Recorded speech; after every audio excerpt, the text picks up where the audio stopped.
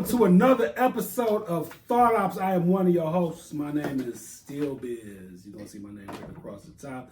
Little man over there.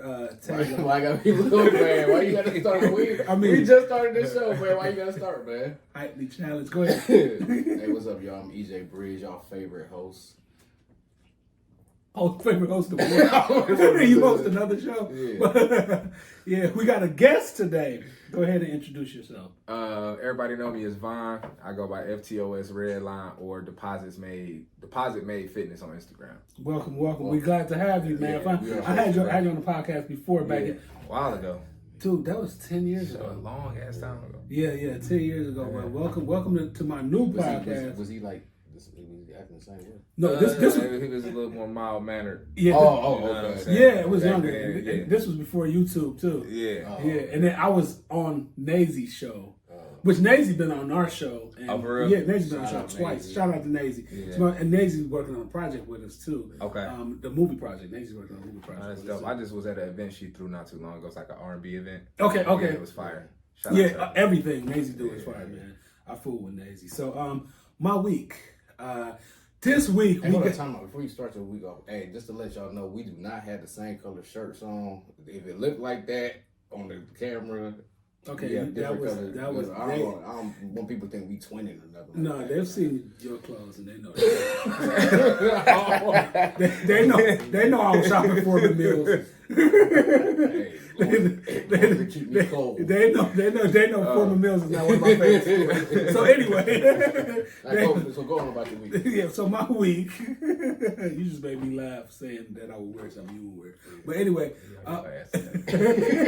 so anyway, my week was okay. I got the opportunity to go see former guests on the show. A lot of guests from the show was in this project to go see. Got free tickets to go see, but didn't really. We ended up buying tickets. We bought tickets the day before he gets. Yeah, we support. Yeah, because we support Brian Berry. I always do that. Sorry, Brian Berry movie car show. Shout out to everybody. Shout out to what's her name? Oh my god! You the smart one? No, that has nothing to do with remembering people's names. Yeah. The lead actress, she was amazing. She made me so angry. I can't remember her name. Oh. Shout out to the lead actress in Car Show because she made me angry because she wasn't crap.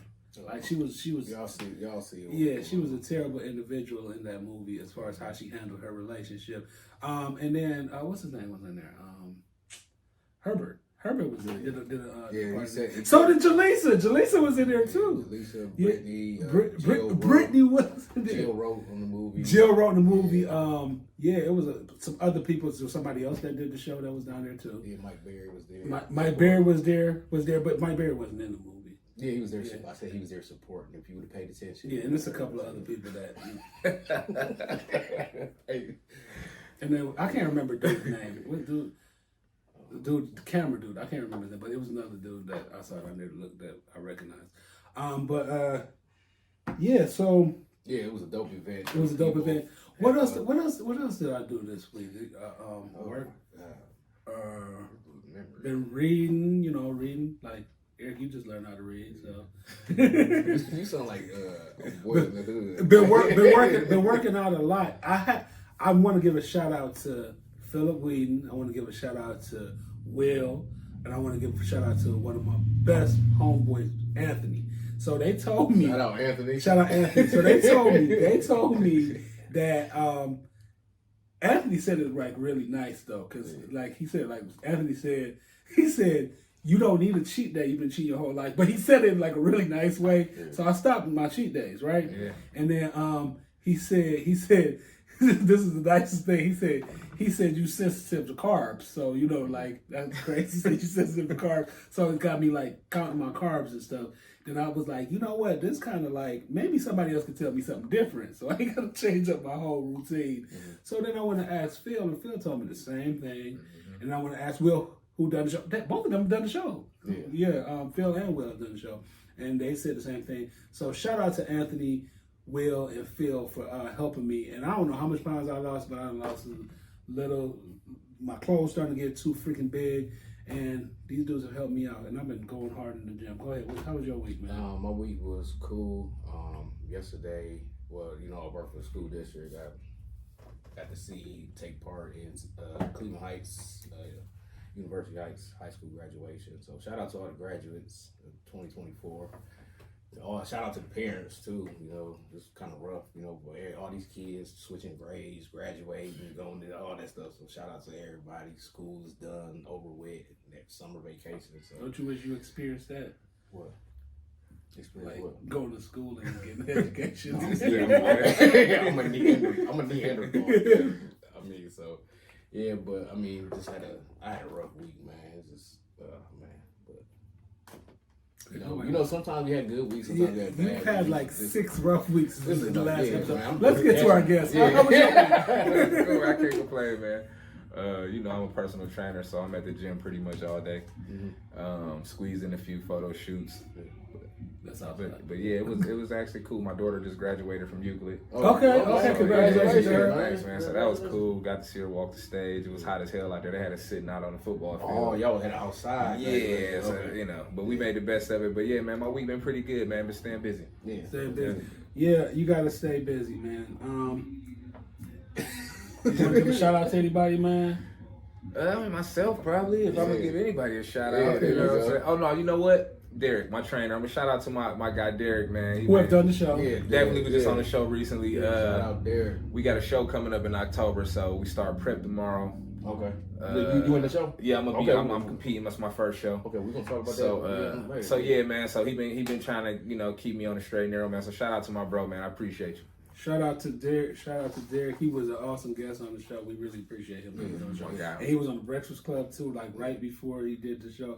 Shout out to Derek. Worldwide DDT. That's what we call it. Yeah, we appreciate because the Breakfast Club. Everybody know like Charlamagne is my favorite host. So for sure. For sure. Okay. Like, he hating on Charlamagne. Has always been. I've read both his books. Okay. You know what I'm saying? You should read both his books since you know how to read now. You don't like Charlamagne? No, he cool. Yeah, but anyway, he just a hater. But introduction of and yes, Diddy. Pause. So what the entertainment topics that we have this week, we're going to talk about Trump found guilty, which is not really entertainment. Well, Trump is an entertainer, but Trump found guilty 34 felonies out of 35, and then a man was driving with a suspended license on. He had a Zoom court date, and he was. That is the dumbest. And then what's the other topic you want to talk about? 3 black men were kicked off an American Airlines flight because somebody was complaining about body odor. So they got kicked off the plane because they stank. Yeah, I saw that. Yeah. So supposedly. Allegedly. Let's see how bad. Man, I'm gonna keep it real with you. Like sometimes, never mind. We'll talk about it when we talk about it. But yeah, you stanking on the airplane. I wanted you to get off too. For sure. Books. So I'm reading right now. I told y'all last week. I'm reading a book with one of my friend of mine. What friend is that? Anthony. Okay. So, hey man, just to let y'all know, man, Anthony's here. He's in the studio audience. So he's in the studio audience. So we keep bringing up his name, laughing. That's why. Yeah, that's why. And we know that Eric. You know it ain't you because you can't read. Well, you just learn how. But we're reading. It's a number one New York Times bestseller. It's called The Untethered Soul, which is funny. The Journey Beyond Yourself, and it's funny. It's by Michael A. Singer because when I posted the book, because I'm thinking like I got some game on a new book, and then nobody really. A lot of people like was making comments like I already read that book. Oh yeah, it's a great book, but that's good. So started reading the book, and I see what I pick up from the book so far. I'm only on page 10 because I just started yesterday. What I pick up from the book so far is just that I'm about to get a lesson in how you yourself is the best for your mental health. Like you yourself are the best for your mental health. It talks about how. I'm at the part right now where it's talking about how getting those conversations out of your head, like when why should I do this? Why should it's talking about how to cut that off. Okay. I don't think that's possible because it's so rough, that's what. So man. I'm like in the beginning. It's like this seemed like this gonna be a really rough thing to do. But the last book I read, what's the book? Okay, I'll find it. But this is gonna be a good mental health book for me, and it's gonna help me, actually navigate through stuff and navigate through life. And then after that, I'm gonna read So Much Blue. And the reason why I'm gonna read So Much Blue is because it's by it's by Percival Everett. I've read 2 books by him. I read Erasure, which was American Fiction. Yeah, I heard the movie American Fiction. Mm-hmm. Okay, so that movie turned into that book turned into a movie. Okay. And then I read. He actually wrote a comedy. What is that book that I read? Trees. Mm-hmm. And it's crazy because it's hard to write comedy. And this book was funny as hell. Like I was reading it was just funny. It was they had Trump giving a speech in the book, and he kept saying the N-word. They kept saying I didn't say that. And they it was actually a funny book. It was about like going to this town. It was like murders kept happening to these racist people, and they had sent like some black. It was in Mississippi. They sent some black detectives there. But I'm about to read So Much Blue. After that, just for something entertaining and fictional. And I read a lot of fiction too when I read stuff like that because fiction help me with my writing and help me with my creativity. But go ahead, what? So, man, I kind of lied to y'all. So when you finish with this book this week, I got about 20 more pages. The dead don't need reminding. Can I say one thing before I forget? Yeah, all right, look at the cover. Hold up the cover. Hold the book up to the camera. When I look at that look at that so he can see it. Mm-hmm. Don't that look like Sambo with like the big red lips or something? Oh, yeah. Oh, right here. Yeah. I was thinking something different. It reminded me of like the Mexican holiday where they had the skulls with. Yeah. Because when I first saw the book, I'm like this. I was like, man. I don't feel like seeing no book about no Sambo, but I definitely see that. Yeah. So this book, okay. How should I put this? Cause I'm like dogging nobody stuff. At first, it was a good read. I was following along, but sometimes I think this book would be good if it was like an audio book if you were listening to it because this guy he's a slam poet.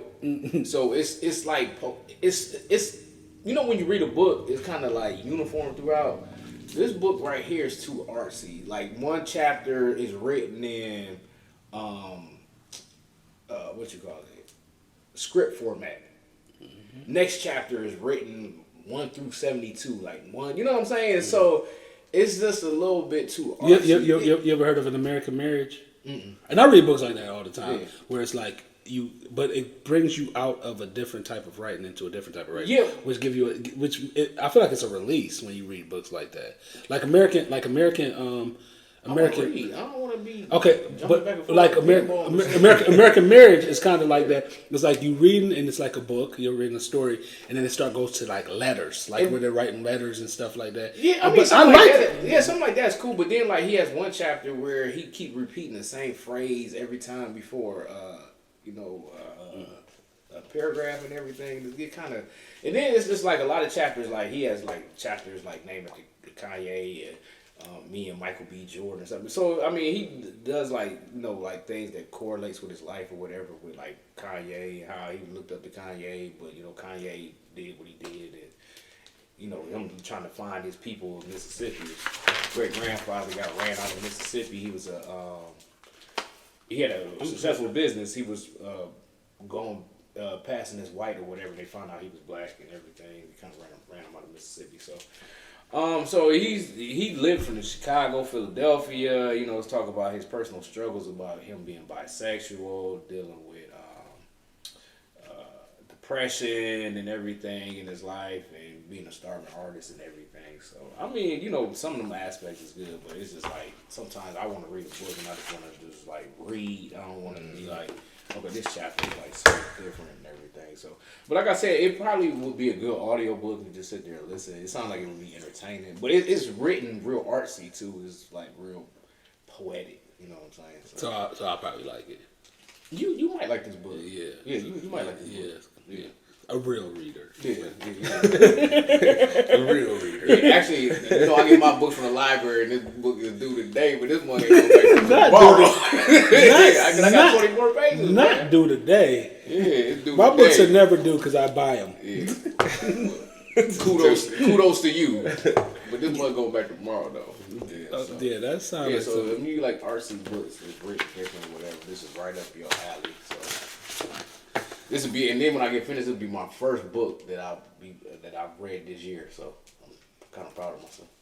This will be my 8th book that I've read this year after I get done. So, and normally I read more books than that before the year over. It's just that I read a book. Whatever. I read an 814 page book this year. That book was long. My attention span ain't that long. Yeah, so I ain't gonna lie. And I gave the book to a friend of mine, he who shall remain nameless. I gave it to his daughter. So I gave Anthony's daughter the book. And she gonna be reading that she gonna be just as irritated as I was when I was reading that book. Like, this book is long. Yeah, it's like it was really super long. Yeah. Okay, so you reading anything? Last book I read was actually an audio book. I think it was called 3 Magic Words. Okay. So it was basically about like manifestation, and like it wasn't like a actual like fiction or story type of book, but it was just like teaching you how to like control your thoughts in a way that manifests certain things in your life. So I was listening to that for a while. I got halfway through it and then kind of lost interest. Yeah. You know what I'm saying? Yeah, So, it sounds like real, man. It sounds like this kind yeah, of like honestly, like the first couple of chapters, I felt like was enough for me to kind of like do my own thing. Yeah, so I got the gist of it. You know what I'm saying? It's but, pretty much like sometimes on the books. Yeah, because and they get kind of repetitive too. Yeah, you know what yeah. I'm saying? So that's kind of, I think that's what kind of bored me a little bit. I'm like, all right, he's starting to say the same thing over and over again. Like, all right, we got it. Yeah. But yeah, I think 3 Magic Words. If you into like, you know, manifestation and like all that type of stuff, check it out. Yeah, reading is a taste. Like whoever likes to read or whatever books you like to read. You know what I'm saying? For so sure. whatever books you like to read, that's I what agree. people. So yeah, so I think I'm gonna start getting audio books, man. I'm tired of reading. okay. My eyes be hurting. You just learned how to read. But I'm on audio. This is the best. Yeah, we gotta get in your business, Better man. get all of That's me. cool, man. No, we're joking. We're I'm joking. good with that. Hey, so So- that one chick said, you You talking about the thick one?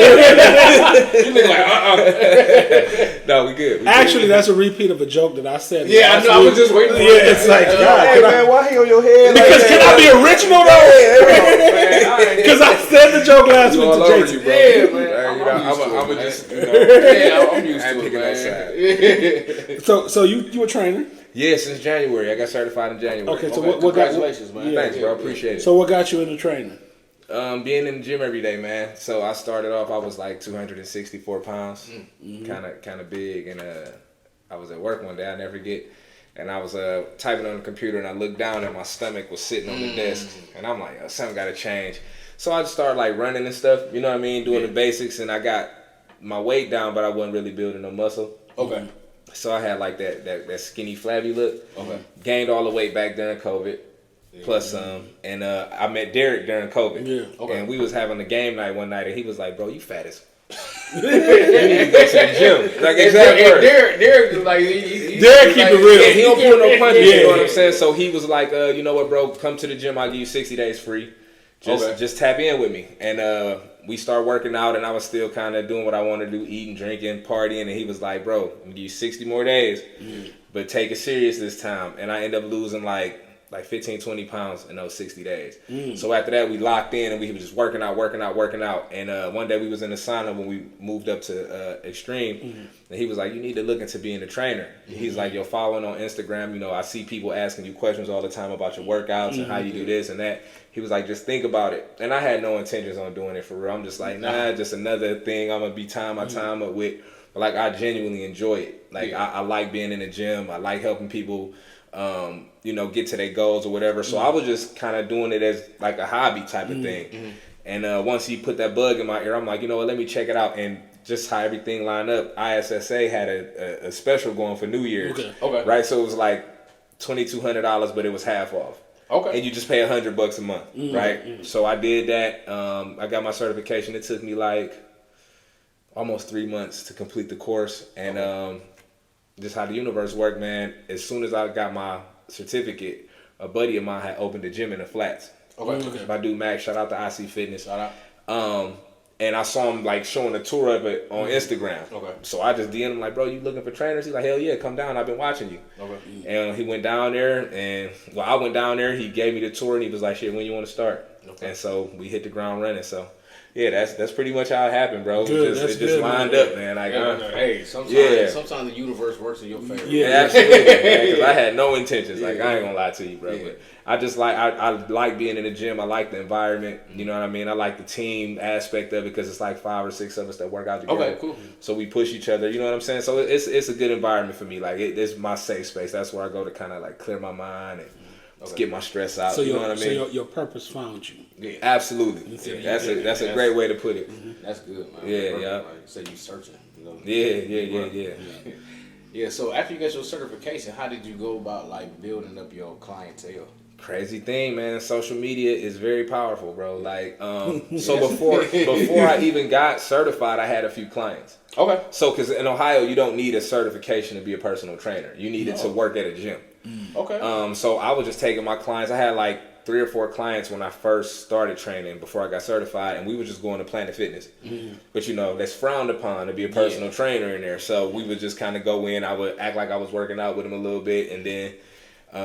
But yeah, so social media, man, and word of mouth. A lot of my clients, they post their workouts a lot. They tag me and everything. I'm working on an online program now, but yeah, right now it's been social media and word of mouth. People just spreading the word, you know, and then me wearing my hoodies everywhere with my info on them, and you know, walking billboard. You know what I'm saying? Hey, that's how you promote yourself. I get clients at the bar, man, all the time. At the They're like, you a trainer? I need to work out. Yeah. You gotta go where the people at, man. Yeah, you gotta get the mix, man. Yeah, either the bar or the church. I mean, that's where you find people. Yeah, bro. Why you be the church? Because the church is where you find a lot of people too. And that's where people gonna talk to you at. Yeah, They gonna talk to you at the bar or the converse, church. I should say. They gonna converse with you. Oh, I thought you said because they sell dinners and stuff like that. No. No, because people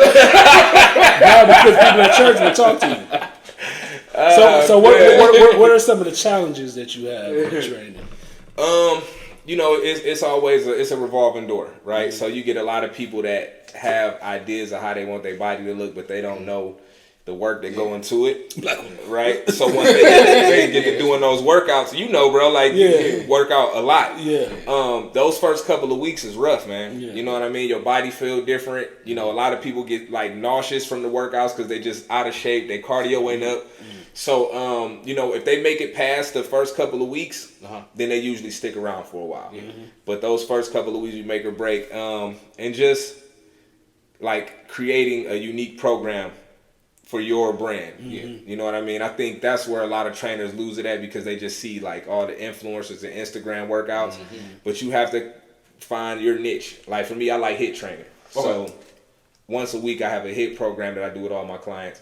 And I'm creating a HIIT class that people can come and do drop-ins, but like you have to have something that you like. You can't just be in there lifting weights all day or you know, running on a treadmill. You got to make it fun for them. Because right now that's what I like. I like HIIT training. HIIT training is dope. You can get in there 30, 45 minutes, burn 700-800 calories, depending on how hard you're going, and get on about your day. You know what I mean? So for a person that don't have a lot of time, but they want to get their work in real quick, HIIT training is it. And it's just, for me, like you got music, you got the high intense workouts. You it's a pace to it, so it make it fun. You know what I mean? But I feel like aside from the fallout with just clients and not sticking around, creating a unique product is like the biggest challenge in the fitness industry. Because everybody doing it now. Like, so that's dope, man. Yeah. So we talked about your training, and you know, if you go on your Instagram page, you got more than one hustle. Oh, for sure. Yeah. So you know, tell us about, you know, you're a photographer, videographer. So you know, tell us how you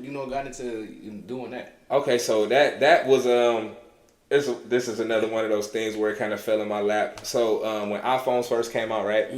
I used to do this thing called iPhoneography, where I was just like taking pictures I thought they were dope pictures at the time, but we're looking back on them. It was trash. Was it the 4? It was the 4. It was I think it was like the 4S. Because like the 4, it was like this big. Yeah, we it was that little one. We thought the 4 was the best phone. And this was when Instagram was terrible society. Yeah, like, this was when like no Androids was allowed. It was iPhone only. Yeah, and Instagram. Instagram. Yeah, when Instagram first came out, it was iPhone. But you know when Instagram first started though, like not trying to cut you off. When Instagram first started, it was white. Oh yeah. So they was taking pictures of their kittens and all type of and dinners and stuff. It's like that. not. It's not the same. What it is today, it was not. Man, it was like that's why everybody was like, "You should get on Instagram. You like pictures and stuff." And then when I got on there, then I was like, "Oh nah." Then when it got ghetto, I was like, "Yeah, I come. Yeah, right. Sign me up, right?" I'm there. So I was doing just like little small photography. I had a record label back in the day. Me and my twin brother, and we had some artists on there. And I used to like make little slideshow videos and. I was doing a vlog some years ago before I even knew what it was. Okay. This was like back in this was 2007, 2008. Okay. Ish. Mm-hmm. So yeah, like, so I always kind of like dabbled with it a little bit, but we had the clothing line, Manic Vanity, right? Yeah. And we was looking. That's when we interviewed exactly. So we had the clothing line, and we were looking for photographers. And everybody I reached out to was like kind of being an asshole to me. Yeah. Like, man, look up somebody else or figure it out type shit. So I'm like, okay. So I've always been the type of guy where I'm like, okay, if don't nobody want to help me, I'm gonna figure it out on my own, right? Yeah. So I told my brother and our partner at the time, like, let's just get a camera, bro. Like, I'll figure it out. Mm-hmm. So we bought a camera. We invited some girls over that we knew. We had a bunch of stock in, a bunch of new clothes in, and we set it up in my dude's dining room and had like a 5-hour photo shoot. Right? So I was just like, at the time, I thought the pictures was nice. I'm like, oh, okay. But I didn't know about the camera. I didn't know like the settings or anything. I was just pointing and shooting, right? Yeah. So what I did was I went on YouTube and looked up my camera, how to edit, and all these different aspects of photography, and I just sat at the computer and made. And I got notebooks to this day. It's about 4 or 5 of them, where I just wrote everything down step by step, step by step. And I started doing that for a while. And one day, my son, he was 13 at the time. He was like, "Dad, your picture's getting better. You probably can make some money off of this." My son said that, right? Yeah, so I'm like, no, man. They know because they're more in tune with technology. Yeah, exactly. You know what I'm Right. And so it's closer that we weren't raised like not telling nobody age, but you know, like technology is different. We're growing into technology. Right. Because you was raised with black and white TV. Well, I'm from Jamaica, so even when it's color TV, even when it was color TV here, we still was black and white TV. Y'all was watching color. I'm still watching black and white. Right. But go ahead. But so once he said that, I hit my guy up. I'm like, yo, I need a logo. He made the logo. And so I started reaching out to people that I already knew that had businesses, right? And I'm like, yo, let me shoot something for you for your brand or whatever. I won't charge you a lot, but I just need to build my portfolio. Yeah. And at the time, I was working at a background check company, and it got to the point where I was making more money on the weekend than I was making in 2 weeks at the job. Yeah. So I'm like, okay, it's time to shift gears, right? Yeah. So I ended up renting a studio space up in Bedford, around the corner from here, actually. And it kind of took off from there. And you know, I've always been like the marketing guy out of my team. Yeah. So I look at everything as like, how can I turn this into money or a profit? Yeah. So I took the same approach with that. I'm like, yo, people are tapping into it. I'm getting booked for this stuff. I just turned up on Instagram, created a website on my own. And I got with some good people that showed me the ins and outs of how to do videos, because I saw how the industry was changing. I'm like, okay, people want real visuals now. It's not just about photos. Yeah. And yeah, man, and it just kind of took off, man. I got lucky. I fell into something that I kind of. I would say it's luck, man. Yeah, you know what I mean? Like, blessed. And it was a lot of hard work. Like, I ain't gonna sit up here and say like it was just a straight, takeoff. Like, I had times where business slowed down, and I had to make adjustments and all of that. Blessing and hard work. Yeah, but you gotta stick with it. Like, if it's something that you passionate about or you feel like can get you to the next level, stick with it, because you gotta go through the storm to get to the other side. Yeah, and that's how you know how it works. And that's how you know when you really invested in something, was when the hard times come. It's like if you just push through or whatever. Because like I have my own clothing line too, and like, man, it's some months I don't sell nothing. Right. Some months I sell a few things, and it's just like some months I'll be like, man, I just want to quit. You know what I'm saying? Yeah, don't do but it. It's just like, pushing through, that's how you know you really invested in it. So, some people just try to quit. Yeah, you can't, man, because I literally was able to, not to cut you off, bro, my bad. Just off of the photography and videography alone, the camera, man, I've been able to travel. I've been, man, bro. Some people reached out to me a few years ago. I was like, we saw your work. We want to take you to Puerto Rico with us to film our birthday. Craziest house I ever been in, bro. Like the next street over from the beach, like, and I never met these people, and we still friends to this day. Like, you know what I'm saying? So it's like just being able to create something that people see value in, and it's just something you're doing with your hands. Like it can't nothing match that feeling, bro. Man, so they actually just flew you out, bro. It happens on I'm going to Dallas at the end of June. Okay. Yeah. So like. Everywhere, bro. I travel a lot. I travel a lot off the camera, man, and it's cool, man. Like, and they got to cover everything. That's nice. So if you plan, let me say this: if you plan on booking me for photo and video services out of the city, you got to pay for flights, hotels. I cover my own food, but you got to pay for the traveling and lodging. That's how it go. You got to pay the man, and you got to pay what I cost. Man. It ain't cheap. So what knowledge have you gathered from? Doing all that you're doing as far as your training and as far as your photography, your videography, what's the most important knowledge that you gather? Kind of go back to what I was saying before, man. It's like just you can't stop. Like it's cool if everything don't work out initially. Yeah. It's cool if it's some bumps in the road. Like that is a part of your testimony, right? So it's like. Now with my story, I can sit down and maybe inspire another up and coming photographer. Like, listen, bro, I know this is how it goes. Ebbs and flows of business. You're gonna have times where you're making $12,000, $13,000, $14,000 a month. You might have a month where you make $600. Yeah, but stick with it because when it only take one. Yeah, it only take one. Once you hit that one client that can just catapult you, or that one design, or that one song, or one video, like. It's off to the races. So I feel like the main thing that I learned in this whole journey between doing photography and videography, clothing lines, everything else is just stick with it. You can't give up, bro. Yeah. Main thing. So with all this working out, training and everything, man, what do you do to relax, man? I play Call of Duty, man. Okay. I play Call of Duty. If I got time, which is rare. I got a little office set up in my house, man. I got my TV, my PlayStation 5, bro, and I play Call of Duty, man. Okay. That's my release. Yeah. Yep. Or go to the gym. Do you that's it. I'm going to work out. Like, you know what I'm saying? That's pretty much it. You like an NPC, like a non-playable character. Oh, you just learned that. He was over there waiting. No, he just learned that today. I learned it today. I was because I was at Whole Foods, and there was this little young dude. He was like, "You a PC?" I'm like, "What the hell?" You sure that's what he said? He was like, "You sure he said another P word?" No. He said, "You a PC?" I'm like, "What's a PC?" He was like, "You a playable character." He's like, "I see how you come here, you talk to everybody talk to you. You a playable character." He's these like, kids, this new slang is wild. He was like, "You ain't never heard of that?" He was like, "There's a PC and an NPC." He was like, "Non-play." I'm like, "Dude, I ain't gonna lie. I got a PlayStation 5 that it's to watch TV. I ain't gonna lie." But what would you say about these kids slang, man? You gotta learn this slang. Yeah, you gotta learn what they talking about, because you don't want to be somewhere and you hear something. But now you know what's crazy, bro. Like when I was younger, my mom used to always be like, "What the hell are y'all talking about? What y'all?" And so like now that I got kids and they like I'm like my mom and I'm like, bro, what is this shit? Like, what are you talking about? I have no clue.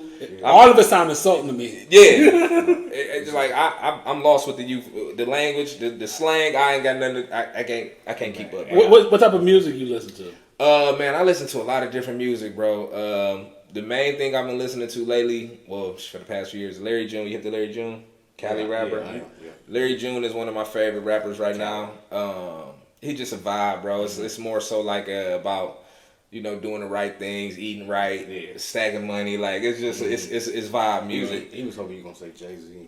Jay-Z is the GOAT. You know what I'm saying? Like we ain't even gotta have that conversation. We ain't even got that. He from Akron, so man, don't do it like that. I'm just saying, it's just like I don't even want to talk to you about music. But yeah, of course Jay-Z. I like a little bit of the Detroit music. Detroit. I like Don Toliver, man. Don Toliver is super dope. I listen to him a lot. You sound like you watch a lot of Tubi. You watch a lot of Tubi. I hate Tubi, bro. Good. I got a show on Tubi though. Man. The Bonnie Tank show we filmed is on Tubi now. Oh, is it? Yeah. Okay. So I think it's like. I would say good, but I'm on a bunch of Tubi movies, so I would say good because he really liked Tubi. He only I just can't get with the movies on there, bro. I ain't gonna lie. Well, you know what? I used to be like that until like people started making good stuff, like Johnny Filmworks, like Okay. and you know, like Brian Berry, like Send me some suggestions. Yeah, man, so I was like, I used to like be like, I don't really, and then I started watching like that. I'm like, oh, this is like really like a really good movie. But this is the thing, right? I guess probably because I do the videography, I look at everything from a shooter's perspective. Oh, okay. So like, you can't be in one scene with an afro and then the next scene you got to fade. Yeah, yeah. You understand what I'm saying? You can't be pregnant in one scene and the next scene. So it's like that kind of stuff I pick up on and it just ruined the Yeah, experience. because I was watching a Tubi movie the other day and the dude had sunglasses on and you could see the people with the camera. That's crazy, bro. Like that right there, I would have turned it off immediately. Like I can't. Like it got to be, you know what I'm saying? It got to look a certain way for me, and I just probably because of what I do, but and it's kind of like you feel like it's a disrespect to the art. yeah, it's like nah, they all just doing anything. Yeah, you know what I'm saying? Not to say I'm like the best that ever do it, but it's a certain standard. Yeah. If I'm putting out a film, everything got to be on point. You know what I mean? I get you. That's all. So you said, so you know, before this, early in the show, you said you was getting ready to compete. Oh, yeah. For a show. So Yeah. tell us about your mindset. You know, going in. So this is this your first Very show? first one. And what's your mindset going into doing this show? For me, it's I'm big on challenging myself. Mm-hmm. So I'm really just trying to see like how far I can push my body, right? So like to compete, you need to be at like 8%, 7 or 8% body fat. Ooh. So for the next 4 months, starting tomorrow, I can't have any alcohol. I'm on a strict diet and I gotta work out like crazy. Damn. So the working out part, I'm cool with. Yeah. And I don't really eat crazy. I'm kind of already in the mode of like protein, small carbs, veggies every day. Make sure I hit my protein goals and all that. But you just got to dial it all the way in, right? So, of course, I want to go in and win the first place or whatever. Yeah. But for me, it's just about the experience on my first show. I want to learn everything. You I can skipped the learn. alcohol part, so The alcohol. Yeah, so that's gonna be the rough part, man. I'm not like the biggest drinker, but like when I'm out, might go watch the game or something. Like I want to have a cocktail, man. Yeah. They just released a list of all the rooftop patios that they got going on in Cleveland right now, and I want to be a part of that. So I'm gonna have a dry summer. Yeah, you can be a part of it. You just gotta Yeah, lemon water, man. So I said I'm drinking lemon water all summer, but I'm gonna be on those patios for sure. Yeah, I ain't drinking all the time. I'm allergic to alcohol. Oh yeah. Every time I used to drink, I used to break out the handcuffs. Oh, for sure. so I had to stop drinking. Yeah, man. But overall, man, like I just want to go out there, man, and put on the best showing, man, and put on for my gym. It's gonna be like 8 of us from the gym doing it together. So I think that's gonna make it a little easier, get the nerves out. We're gonna have a whole team there. But we'll see. Yeah. But hopefully I'll take some trophies home. Man, don't worry, man. You're gonna kill it, man. So what's next? Just that? That's my focus right now. Like with that, you gotta. It's more mental than anything else. So I'm kind of clearing my plate. Of course, I'm gonna still train and do my photos and video thing or whatever, because that's what pay the bills. Like, gotta do that. But as far as any other projects for the next 4 months, I won't be doing nothing extra. Yeah, Okay. I'm locking in. So All right, so you want to give any shout outs? Yeah. You know, any anything? oh yeah, man. We got a new brand coming out soon. FTOS, the brand from the other side. It's a clothing line me and my brother put together. Okay. So you can follow that on Instagram at FTOS_the brand. I think it's FTOS_the brand. Follow my photo page, Alum_media, or my fitness page, Deposit Made Fitness. Okay. Yeah. We'll be putting all that we're stuff. gonna follow it. Yeah. But yeah, other than that, man, I appreciate y'all for having me, man. This was We appreciate you for coming. Yeah, man. Cool. I ain't did a podcast in a long time. Donald Trump was found guilty of 34 felonies out of 35. They was all felonies. Well, I don't know. I think that's what they said. I think they said 34 felonies. Yeah. And it was it's just crazy that the reactions that I'm seeing. I don't know, that stuff kind of like scares me, dude. When I see how people react to it and how people act like cultish when it comes to like presidents and it's just like Donald Trump have a holding on his followers to the point where they can't even think for themselves. And I think that a lot of people are tired of thinking for themselves too. Like that's what I'm noticing. Like with like the Trump supporters, and this is what I notice with Trump supporters when I talk to people that are Trump supporters. They kind of like like you'll discuss politics with other people, but they get to the point where they hate you Yeah. To like it's like an evil sense that comes from it, where they're like hate you and feel like everything about your existence is not.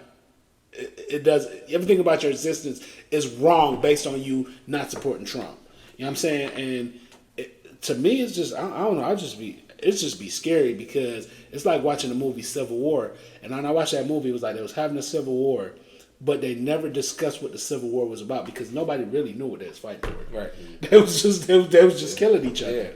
Yeah. Based on nothing. And I don't want to see anything like that happen right now because Donald Trump. I really watched Trump during the pandemic, and I really watched those the meetings when he was talking how he handled the coronavirus and him not knowing anything about it, and the fact that he didn't know anything about the virus. He was telling people to drink bleach and stuff like that, and just watching how people were acting like, well, he gave us money, and this was what a lot of black people were saying. He gave us money because they got the $2,500 check, which was absolutely nothing.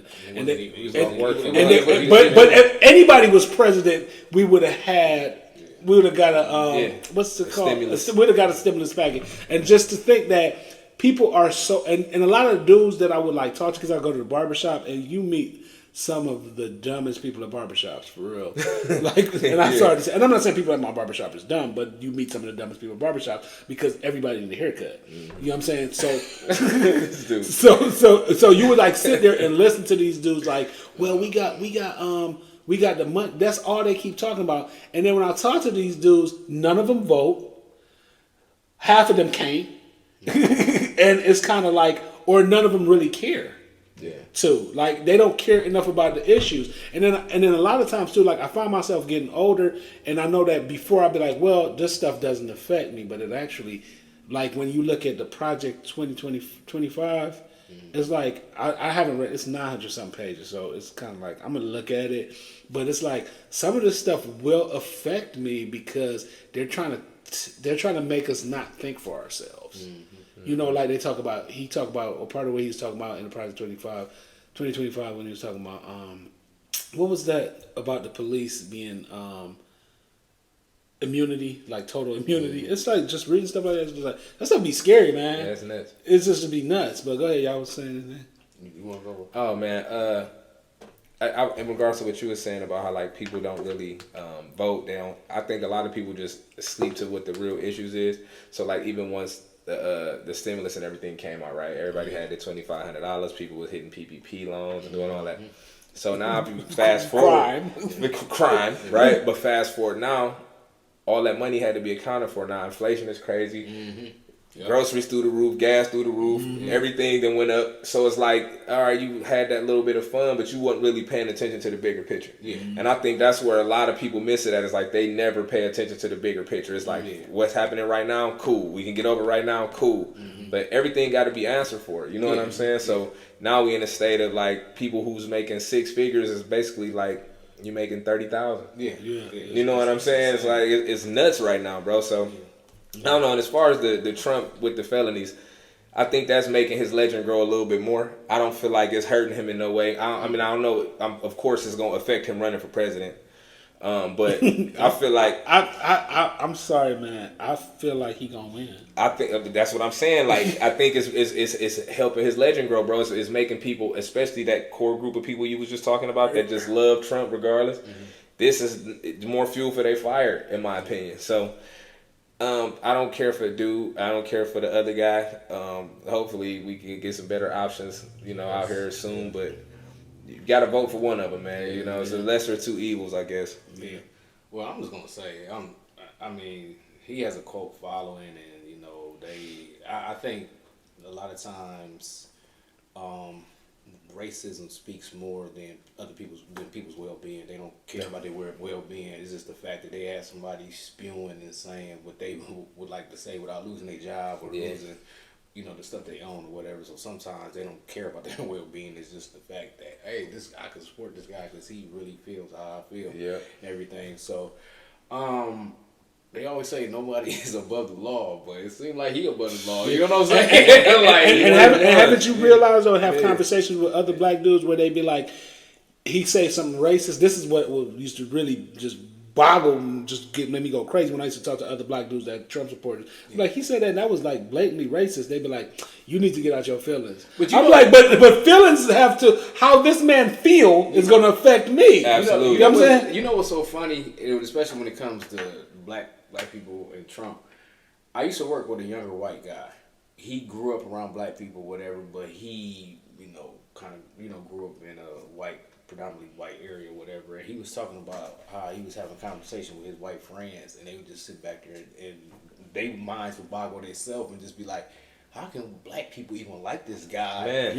Even so even white people saying it. Yeah. But I just think... But I think he has a lot more supporters ever since Biden went in office. Yeah. They're not more black supporters, well, black men. But I think a lot of people, and this is kind of where we fall short when it comes to, black people, we have this love for the gangster culture. It's this fact that, oh, look, he has charges. Oh, we think that's it's cool. It's funny. You see him on the stage with rappers and everything, laughing. You know what I'm saying? We're not really thinking about, how it truly affects us. And, if I can understand, and I said this before on the show, I can understand if you're a black man and, his policies or whatever, you have a business and it's helping your business and you're like, well, I'm voting for him because it's helping my business, because it's helping me make money. I can understand that. But the people that's voting for him, you don't have nothing. You know what I'm saying? You just like him because it's cool. You know what I mean? But it's a lot of black men in America too. They don't really want equality for everybody. They just want to feel like white men. That's the problem with people are not empath, right? People don't have empathy for other people because they feel like, because black men in America, because I know a lot of black men we talk, they be like, they don't care, they just want to feel like white men. Yeah. They want to feel like on the same level as white men. They don't care about black women. They don't care about other cultures, other races, other people that are minorities. They just, when you talk to a lot of, they just want to feel like white men. But the thing about it is, if you see even the black people of color that support Trump, I can't even think of the one Indian guy or whatever, but people still treat them like they crap. They can support Trump or whatever, but even black men support, they still treat them like they crap or whatever. But I just think a lot of times when it comes to, what you said, a lot of black men want to feel like white men. Yeah. But a lot of black people, especially younger black people, they think that's cool. Oh, he has felonies. That's cool. Because the whole thing we're missing, because a lot of Republicans, and I'm not saying that I'm party affiliate with anybody. Yeah, me. Yeah. But I'm saying, but a lot of Republicans don't really believe in science, so they don't understand that psychology is what gets us where we're at today. You know what I'm saying? This country was founded, and I'm not even going to just say this country, this world is founded on white supremacy. Yeah. White supremacy added oppression, slavery, and all those things, and it messes with the psychology of the people. Because a lot of times, black people make us mad. These people are stupid, but it's because their psychology is damaged because of wealth gaps, because of oppression, because of equal rights that they didn't have during the 60s, and their family. It's like a trickle effect. If you read the book, The Color of Law. If you read the book, The Color of Law. Every time these families try to get something, they were kicked down. So once you keep getting kicked down, by the time you to the next generation, they're like, man, F this. I don't get, and they turn into little gangsters and hoodlums. And then we sit back and watch these dudes don't, because I can't really say, I can't be well, sometimes I look at it and be like, certain black people are really stupid and just really dumb and just fall into these stereotypes. And then I hear some of their stories and just be like, dang, but that's why they like that. And I didn't deal with, I grew up with both my parents. My parents worked. We from a different country. My father, always had provided for us. We never needed. You know what I'm saying? So sometimes people's stories are so different that you'd be like, your mother was on crack. You know what I'm saying? You didn't have you didn't have the basic necessities. That's probably why you are like that. Yeah, I don't know. I understand this is a serious situation, but I can't worry about it too much because I can only control what you can control. That's how I feel, dude. So if you win, you win. Yeah. I gotta live anyway. Wait, but can you run for president with felonies? You can run for president with felonies, right? This is how the country is. It's crazy. I always thought you can run, but he can't vote. Oh. Wait, hold on. That's wild. That is crazy. You can't vote for who runs the country. Yeah, he cannot vote. If he vote, he gets arrested, right? But you can run the country. But you can run the country. These laws are so... I did see they was like, yeah, he got found guilty, but he's hitting the campaign trail next week. And I'm like... he can run for president, but you cannot be indicted too and run for... Because the case is already over with, so you can't be indicted. So you can't have an open indictment. You can't have an open indictment and run for president, but that's why they should have stretched it out. Right. I'm pretty sure something else comes. But no, he's still gonna win. But and I'm being negative. Crazy. That's wild. But the thing is, he can run for president, but he just cannot. He cannot vote because he has a. I think they need to open it. That's the case. Then they need to open it up for people with felonies to vote. Yeah. I mean, he gonna vote for himself. What they're trying to do too. He's trying to get rid of the IRS. First of all, he's trying to get rid of IRS. Let me shut up. He trying to get rid of IRS. Yeah, my vote. He trying to get rid of IRS. What else is he trying to get? They're trying to get rid of a lot of these little socialist organizations and stuff like that. So, the Department of Education. They're trying to get rid of the Department of Education. But and they're trying to have all this stuff just controlled by the government per se. And guess what he's trying? He's trying to get rid of term presidency. Too. So you can just run. He's trying to get in and be president till he dead. Man. So that's what they're trying to.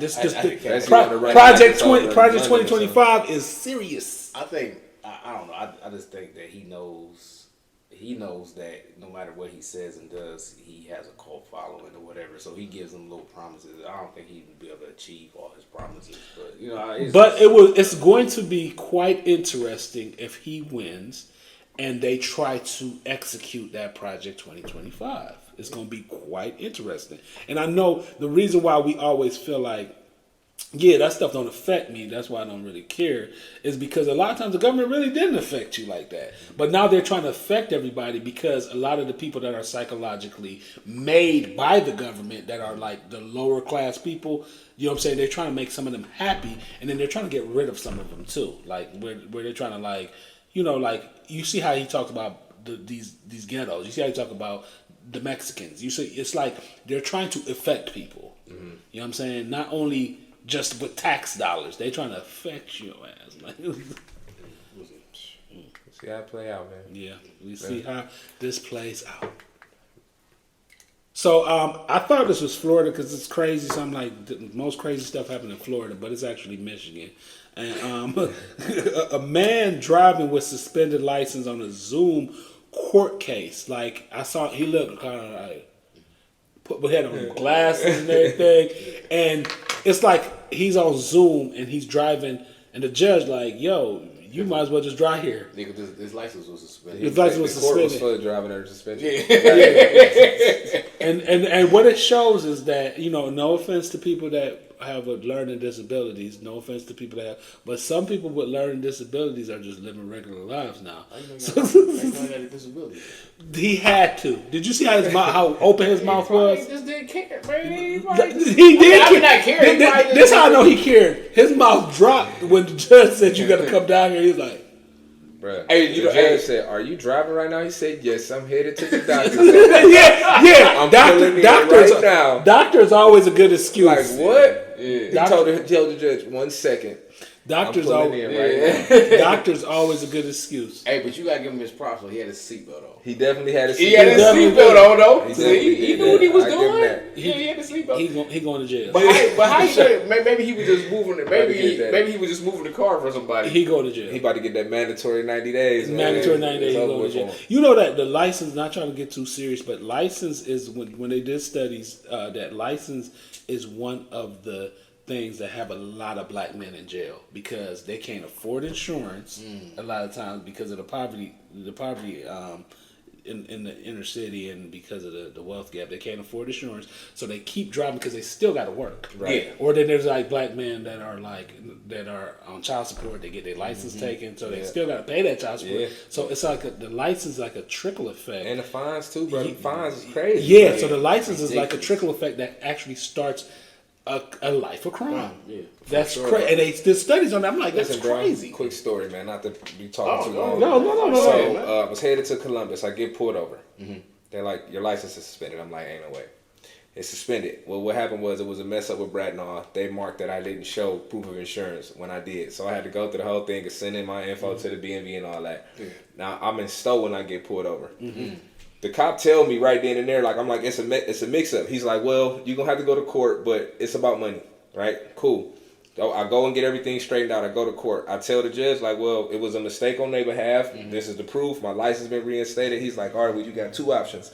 You can pay $300 today and come back in a month to show that your license is being reinstated and you did all of this stuff. And I'm like, it's already done. Mm-hmm. Or you can risk taking it to a prosecutor and they going to make it whatever decision and I don't think is going to be in your favor. Mm. So they basically forced me to spend $300 that I proved that I had insurance. Yes. I proved that my license was already reinstated before I went back to court. Mm-hmm. Like, it was all handled. Yeah. So I'm confused. I'm like, what? I'm like, so you mean to tell me that I'm showing you this, that it was a mistake. I paid everything already.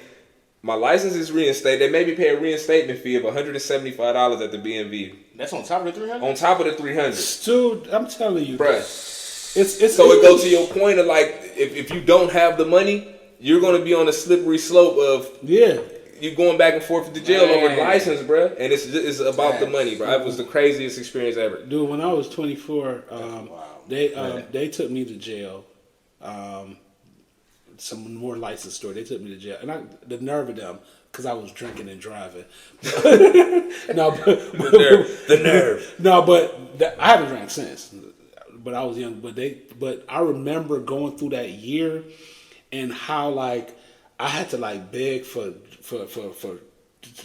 what's that called? Driving privileges. Yeah. I had to like. It was like so much money I spent. I had to get a lawyer. Yeah, you know what I'm saying? I had to, dude. It was so much money, and it was kind of like if I could just imagine a person that if they're not working, they just forever don't have their license. I mean, I deserved what happened to me. Like I was joking. I deserved what happened to me because it told me a lesson. Like I could kill somebody. Yeah, for sure. I'm saying drinking and driving, so I'm just joking about it. But it was very expensive, time consuming, and for somebody that wasn't serious about trying to change their life, as I was at that time. They would just be so frustrated that it creates a trickle effect of being a bum. Yeah. You know what I'm saying? Because you ain't got your license no more. Yes. Wow. Yeah. Okay, so Eric and a couple of his buddies, what flight was y'all on? Hey, I want to be like that lady that was in the court on her shoes like this, like Miss Jackson. Like, so what flight was they on? They was on an American Airlines flight. And what they stank, right? So it was like eight allegedly they smell bad. 8 black. So 8 black males. Okay, we gotta add black. That's what they was. Okay, but it's just like I just think that sometimes we put color on stuff. Like if anybody stank, I don't want them on the plane. I ain't gonna lie. But go ahead. They said the men didn't know each other and they were seated. Oh, together. So this is a commonality. Yeah. So are they from the same place? And they were seated together. Oh, it's probably one stanking so much they thought it was 3. They said a white male flight attendant pointed out that they had an odor, and they got kicked off the flight. So they were going to New York. So I guess got kicked off the flight. They were trying to find them another flight to New York, but they couldn't find them another flight to New York, so they had to get back on the plane. So now they embarrassed. Yeah, so they had to. Okay, I do empathize if they were kicked off the plane because they were black. I do empathize with that because certain times, there are things that actually do happen based on your race. I just have a hard time believing that American Airlines in 2024 that they just gonna say like, and maybe it's a mistake that they made. They assume that these people were together, but somebody stank. Somebody was stank. Somebody stank. Yeah, they said they was ordered off the plane immediately without any type of explanation. So they. But do you know that's for a fact or that's just in the which site are you getting that from? Because sometimes sites are biased. That's people. Because sometimes sites are biased just to make you feel a certain thing. You know what I'm saying? And I know I've been on a plane with some stinky people. I wouldn't mind getting them kicked off. Right. I was somewhere between this little dude was so musty and he was black, so it wasn't a race thing. But I've never smelled nothing like it, bro. Yeah, and I really was ready to call the flight attendant, like, "Hey, can y'all move, dude?" Or like something. This dude, and he was breathing like out his mouth the whole flight. Oh man, that shit just gave me flashbacks. But it's crazy because this cult that we talk about on the show, Carbonation, we've talked about on the show several times.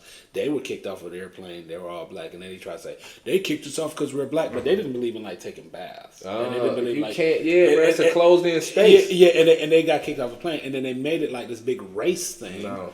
That was It's a body odor thing. Yeah, it's a body. If you stink, you stink. Well, Eric, you have something to say because you keep.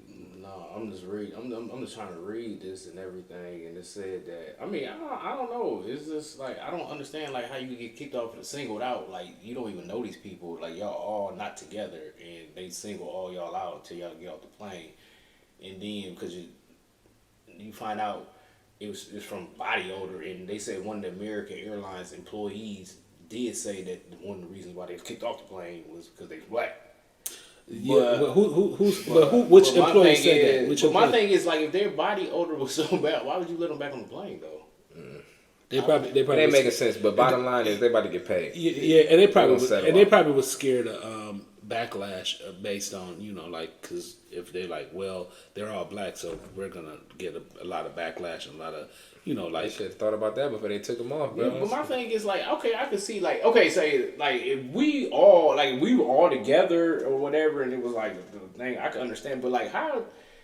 Oh, 8, you know what I'm saying? Like 8 people that don't know each other. I think one person stank so bad that they automatically thought it was family, and they automatically thought they was like, they're like this people looking like. They're like this. They're like this. 8 people smell but right here. The 3 dudes that they showed do look like they could be homies or like cousins. Yeah. So it ain't too far off. You know what I'm saying? Yeah. I don't know. I'm just very much like. I think that racism does exist, but I think sometimes that stuff be forced down our throat it messes with your psychology. I'll say this: I don't think that every situation is about black or white. I think it's just like, bruh, if you stink, you stink. Yeah. I saw one thing off topic a little bit, but it was a lady went to Little Caesar. She had a roll of quarters, $10. She wanted to buy a $4 pizza and wanted them to give her $6 bills back. Mm-hmm. And the dude was like, "No, I'm not doing that. Mm-hmm. Go get some."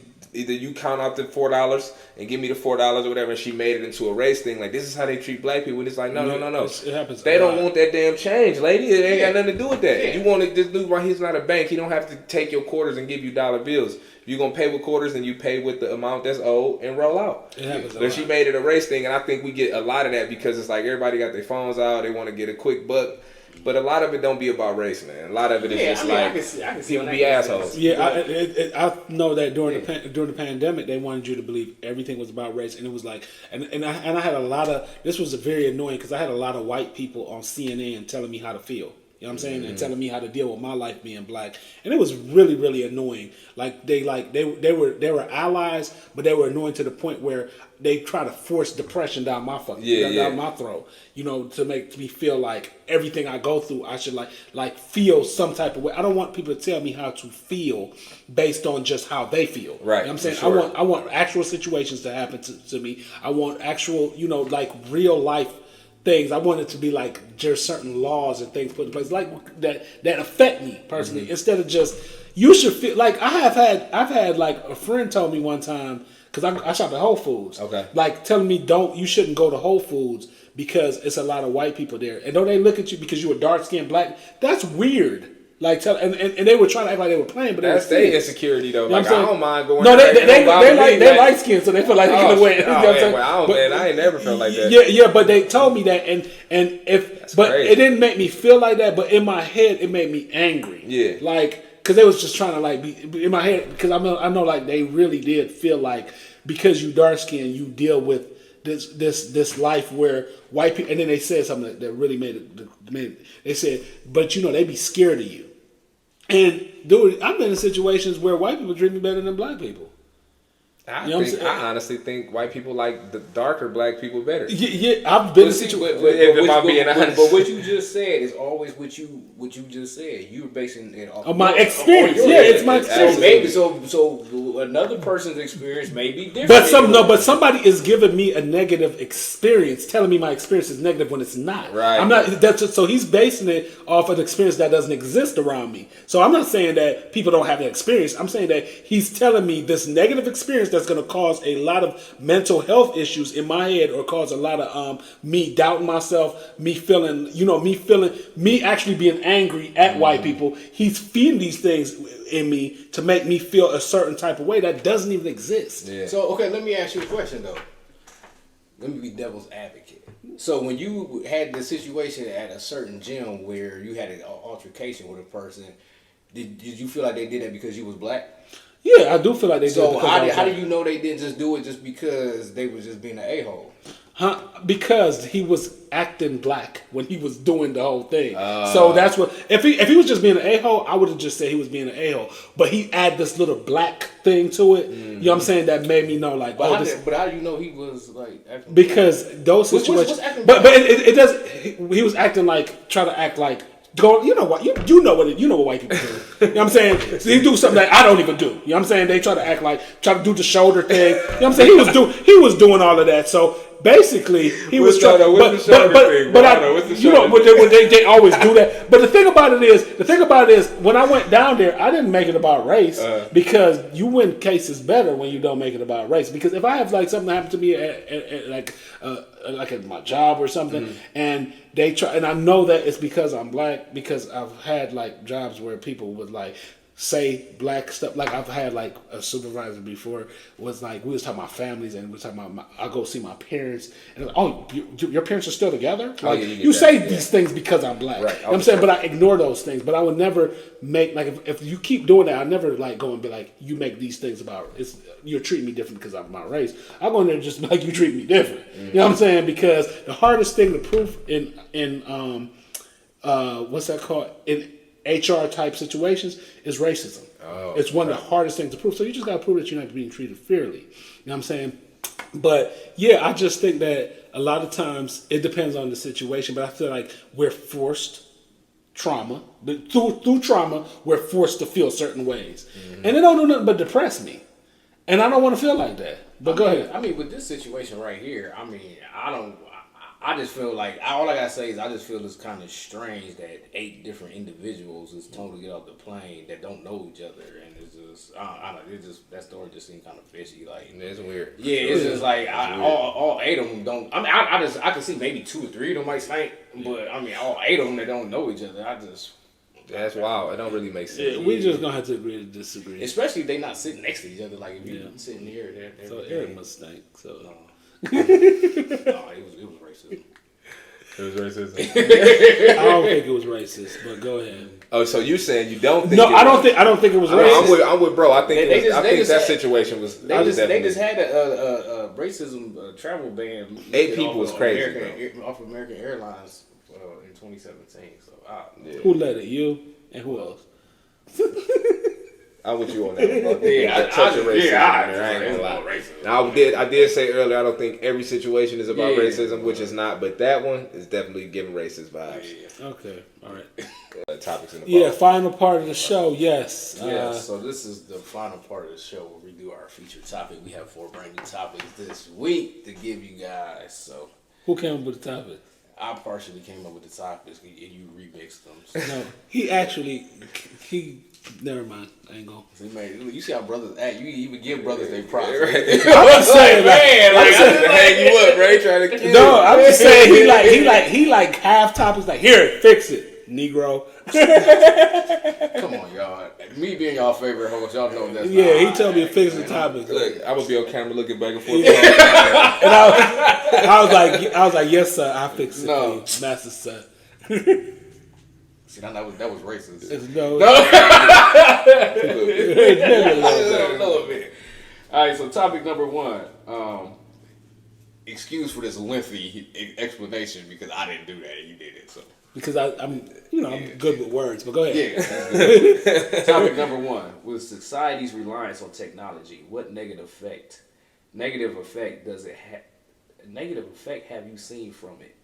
With society so what's the word that you use? With society so society's reliance on with society being so reliant on technology, what are some of the negative effects that you've seen of it? Oh, that's a good topic. I like that. Topic number 2. Here we go.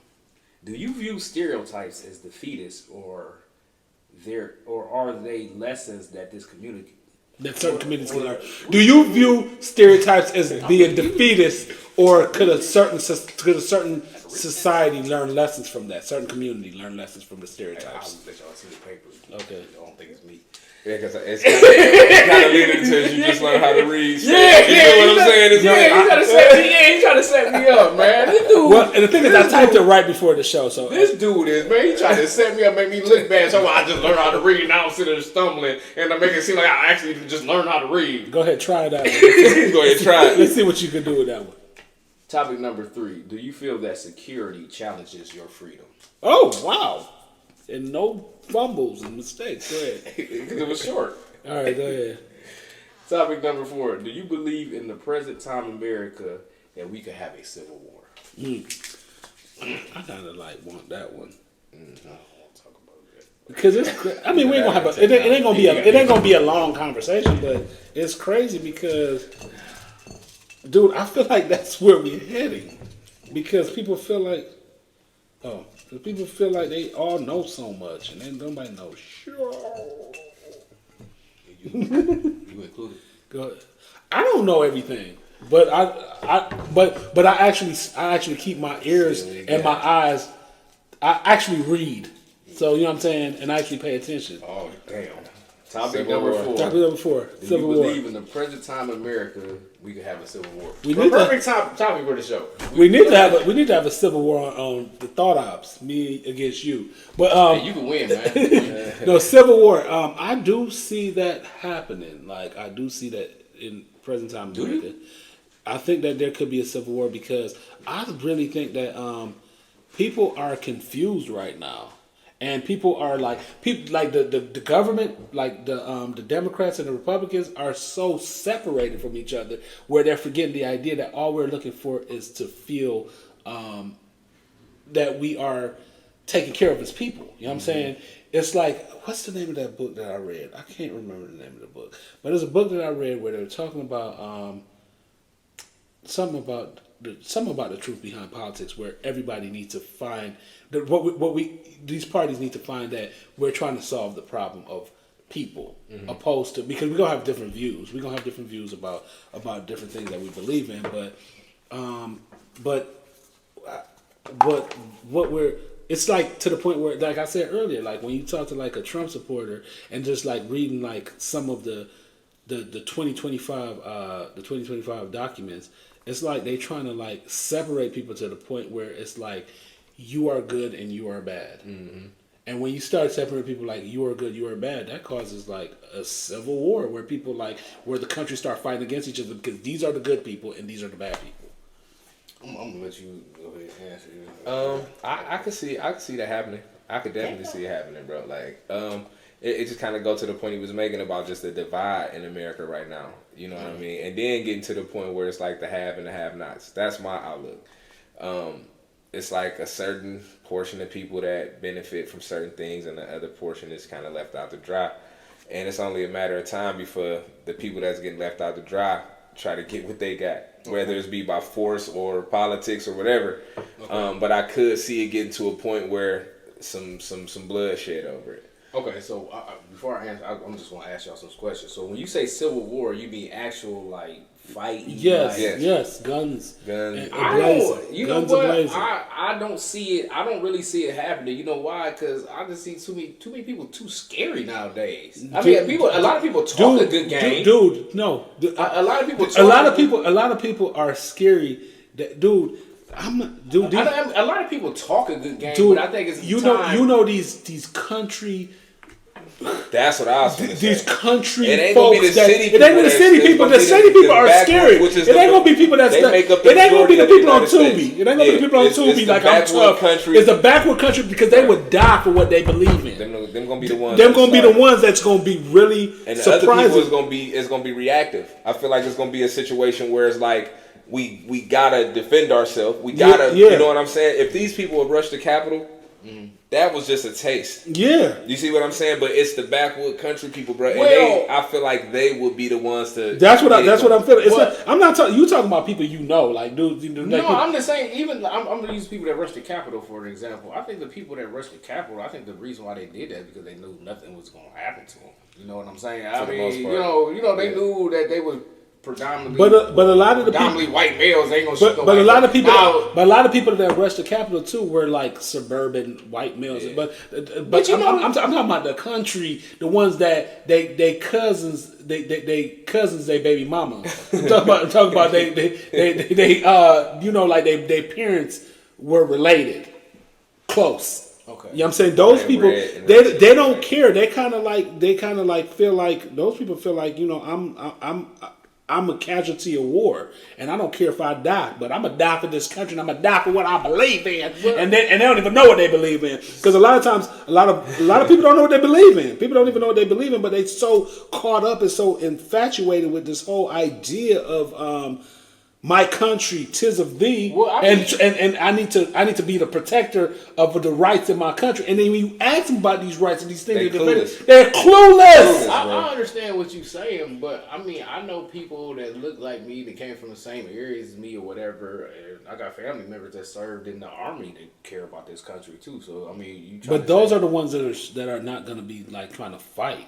You know what I'm saying? Because they actually have, some of those people actually still have a civil mind to where they're like, they still, and that ain't got nothing to do with being a punk. It's just like a civil mind where they be like, is it worth that? But some of these people, they don't care. They like. But do you think these people are the majority though? It don't even matter if they are.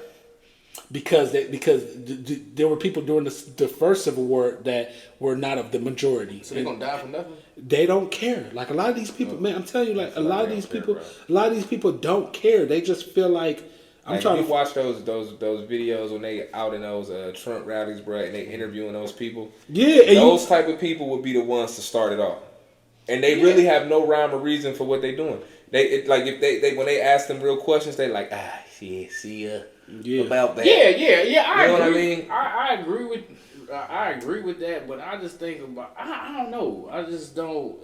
It's just like I see the Trump rallies or whatever, and I mean the reason why I say a lot of those people are scary is because like you don't see Trump in the inner city. You know what I'm saying? Like you don't see who said that Trump is brave? I never said Trump. Yeah, I'm just saying. But I mean, even these Trumps. Matter of fact, I don't think he's brave. I think he's very. Matter of fact, I said. But I mean, I don't know, man. I just think a lot of people are scary. I just think a lot of people talk a good game. Well, I hope that's the case. But I don't believe that. For sure, I hope that's the case. Yeah, because I'm really trying to find that book that I was talking about, but I can't find it because I ordered this. I read it so long ago. But yeah, go ahead. So the way this country is going, so if we have a civil war, what is the civil war like? What is it over? They don't know. That's the thing. I have no idea. It's not over anything material. It's over our idea. Okay. It's over ideas. It's over getting back to make America great again. It's over getting back to the point where, you know, like certain people feel super in charge again. It's getting back to that idea, the idea of I want to feel that my importance is necessary in order to make this country actually work. Because guess what? I feel like I'm the forefront of this country. I feel like my ancestors came over here on the Mayflower Compact. I feel like I'm the most important thing here. So that's what, you know, that's what they're fighting over ideas. They're not fighting over anything monetary or anything that is actually like lucrative. They're fighting over an idea. Okay. That's what these people are fighting over. Okay, so just loosely saying, okay, I just like, do you think like Trump supporter, you think they're predominantly white? I mean, I know you got black. They are predominantly Anglo-Saxon males. They are. But there are black Trump supporters too. But honestly, like it's coming to an age where they're not even the majority anymore. You know, you have black and brown people that's become they are still the majority. They're just not such a strong majority. You know, and a lot of it, you know, like not everybody in this country. I'm not saying every Trump supporter is racist, but a lot of them are, and they are. A lot of it is a race thing where they want to feel super important. They want to feel like They want to feel like they still run this country, and this idea, because a lot of people, the understanding that a lot of people have of people is stuff we see on social media and TV. Mm-hmm. Because I would think a certain way about white people, and I have in the past, and it's not true. Mm-hmm. You know what I'm saying? Where like there's a lot of white people that are just trying to do it just like you, just like me, and a lot of them become they live in these racist ideas because of what they learn too. Yeah. Just like you want to know when you realize, and I'm not going to use the word racism because they say that you shouldn't use that word about black people. But you want to know when I realize that a lot of black people like just as hateful towards white people as some of those white people that are racist. Get you some white friends and bring them around. Some of your homeboys from the hood. They be like, man, yeah, I've done that, and I'll be like, sure. And I found the book. The book is called Beyond the Messy Truth: How We Came Apart, How We Could Come Together by Van Jones. And it's talking about how these political parties need to realize that we are people. We're here. We all want the better. We all want the betterment of the country. But these political parties, like the Republicans and the Democrats, they want to fight against each other, man. And it's these TV networks, man. Fox and CNN. CNN is Democrat. Fox is Republican. And I feel like CNN. To me, I mean, I do watch CNN and I watch Fox sometimes, but to me, it's kind of like CNN is a bunch of people that have not even walked in your shoe telling you how to feel to be black. Mm-hmm. The black man in America. You know what I'm saying? They're all owned by people that are different than us. I mean, but CNN ain't as biased as Fox. Fox is super biased. I don't. CNN. Sometimes I watch CNN and I get depressed and I feel like I'm a slave again. Fox don't keep Fox. I don't watch them either, man. I had to cut them both off. Yeah. CNN get to the point where I can't rock. CNN get to the point where I be feel like all my life I had to fight. And Fox News, they don't care. They so Fox News is crazy. Yeah, Fox News will just say something just very racist, and then it would be like somebody black saying it to you, where you be like, dang, this is because it's nothing but mind control. Because the government, dude, it controls us. Yeah. You know what I'm saying? Because when you watch TV, you think you being entertained. They actually have money aside for entertainment in the government, where you're not being entertained, you're being told how to think. Some people are being told how to think. We all are getting told how to think, dude. I feel like people are programmed. We're all programmed. I'm guilty of that. You're guilty of that. We're all programmed. Because, dude, we speak a certain language. That's part of being programmed. We act a certain way. You know what I'm saying? That is considered civil. That's being programmed. No one has total control over who they are. I feel like that's a weird ass way that's a weird way to think that you are. We all are programmed in a certain way. Like, everybody want to be this real nigga and feel like, no, I'm real and I do everything. No, we're all programmed. And sometimes programming is not a bad thing, because we be running around killing each other if somebody made you bad. I feel like when you use the word program, that's kind of like a negative. It sounds negative, but it's the truth. I think, I wouldn't say program. It's just programmed. You learn how to live in society. Which is programming. But a lot of times when people use program, they're using the negative. When you go to treatment for alcoholism, right? Mm-hmm. They tell you got to go to treatment AA for the rest of your life. Treatment for the rest of your life. They program that in your head. It's called a 12-step program. It's a program. They program you to do that. You know what I'm saying? They tell you you're never going to stay sober if you don't do this. Mm-hmm. You know what I'm saying? Sometimes, that's as I said, programming is not always a bad thing, because these people go to this program that actually make them better parts of society. I'm not saying that. I'm saying program it's a word. You know what I'm saying? So it's automatically make you feel like, oh yeah, that's a bad word. But dude, programming ain't always bad. Programming could be a good thing. Going to the gym every day is a program. That's program, because it teaches about our health. Yeah, but I see what you're saying. But sometimes when you use it, you gotta watch how you use it. You don't have to. Because a lot of times people use it in negative connotation. That's what I'm trying to say. Yeah, but I feel like that shouldn't matter because I'm using it correctly. Yeah. You know what I'm saying? So it's a pure program. So just say somebody just came up to you that you don't know, or somebody you know or whatever, and they were like, Terrence, I programmed you. No, you're gonna take it negatively, right? No, right? Because that's a person. I'm talking about the government. I'm talking about society programmed me. Yeah, and that's the truth. But a person saying they programmed me, that's that's a far off statement for you to try to use as an example. Like, It's like. but Just like somebody can say they programmed, or the reason why you don't do such and such is because you were programmed not to do it because. and that's the truth. Well, I mean, but a regular, I don't drink because I was programmed not to drink. Mm-hmm. You know what I'm saying? When I went to, I mean, we've talked about it on the show before. When I went to treatment, they programmed me not to drink, and it helped me.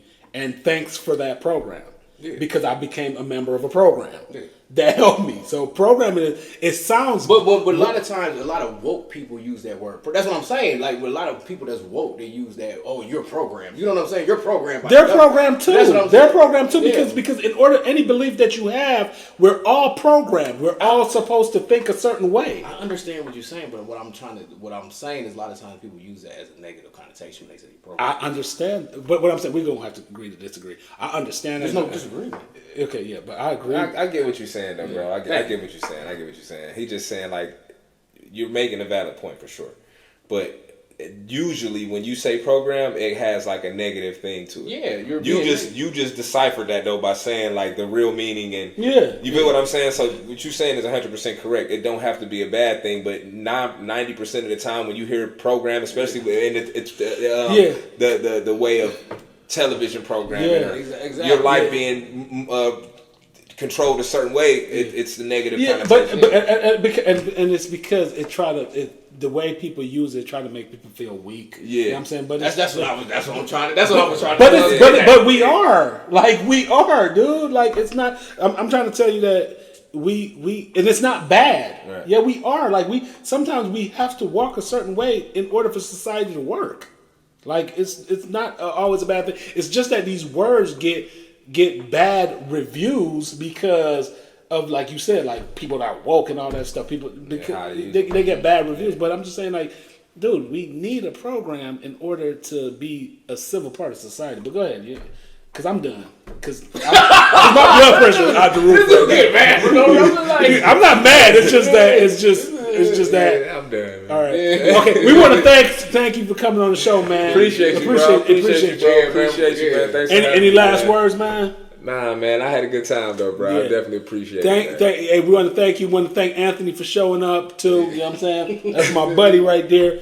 And Eric, now you like him now. And you sound like a hater.